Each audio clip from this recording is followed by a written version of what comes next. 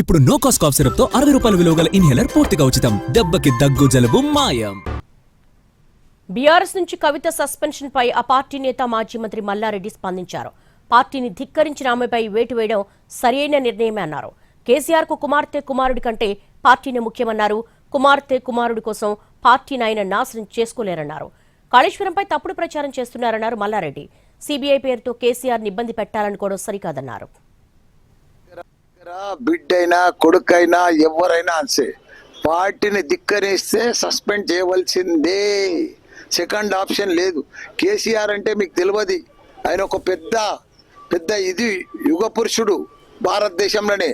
అలాంటి మనిషి బిడ్డే కొడుకు, ఆయనకు ప్రజలు ఇంపార్టెంట్, తెలంగాణ ఇంపార్టెంట్, బిడ్డే కొడుకు కాదు. కాబట్టి ఆయన దేనికైనా తెగిస్తాడు. అలాంటి మనిషి మనకు దొరకడమే, కేసీఆర్ లాంటి దొరకడమే మన అదృష్టం.